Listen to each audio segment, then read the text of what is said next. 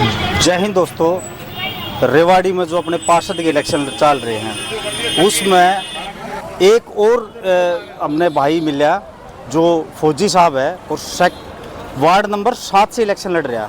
पहले तो वो भाई की मैं एक बार आपने कुछ क्लिप दिखाऊं। ये एक छोटा सा एक टेंट लगा रखा है भैया ने, जय जवान जय किसान। कितनी अच्छी बात लिखी है। वार्ड नंबर 7 शौर्य वीर राजकुमार फौजी, वार्ड नंबर 7 से भाई अड़े है। भाई तब बात कराएंगे। फौजी साहब यहीं बैठे हैं। फौजी साहब टेंट में बैठे हैं, वही फौजियों वाला गेटअप है पूरा और वही फौजियों वाली चमक है। फौजी साहब राम राम।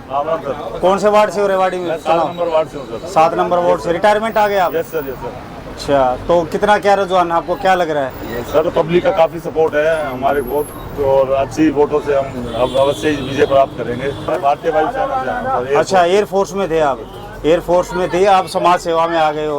आपने पता कितना बड़ा डिसीजन लिया फौजी साहब। आपने जो ये चुनाव लड़ा है वो मेरी सोच से, वो आप अपने लिए नहीं, अपने परिवार के लिए नहीं, समाज के लिए है।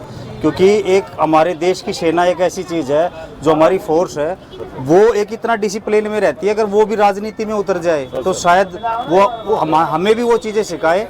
और आपका बहुत बहुत धन्यवाद करते हैं जी।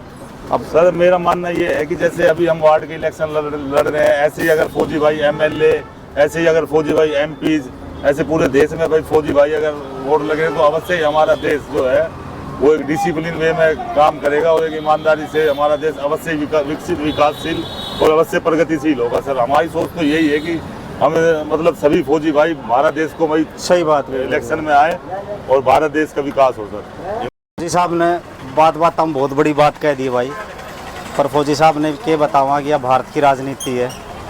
अरे कई बार सही आदमी दबा दिए जा है भाई और सिर्फ पैसे वाले ऊपर उठ जाए अगर, लेकिन हम ज़्यादा कुछ खवाएंगे नहीं, कंट्रोवर्सी नहीं बढ़ाएंगे। तो मिलेंगे फौजी साहब से। अगर फौजी साहब ये इलेक्शन जीत जाते हैं तो ज़रूर मिलेंगे भाई, किस तरीके का क्या काम करते हैं। और अगर फौजी साहब इलेक्शन हार जाते हैं तो भी इनसे हम मुलाकात करने आएंगे ज़रूर से ज़रूर। पर भगवान ऐसा ना करे, क्योंकि हमारा देश बदल रहा है। हमें इन जैसे लोगों की ज़रूरत है जिन्होंने देश जवानी तो देश के लिए दी ही दी, वहाँ से आने के बाद एक रिटायरमेंट ज़िंदगी ना जी के फिर देश के लिए कुछ करने की सोची है। तो इनके बारे में हम फिर से बात करेंगे। तब तक भाई जय हिंद, जय भारत, जय भाईचारा।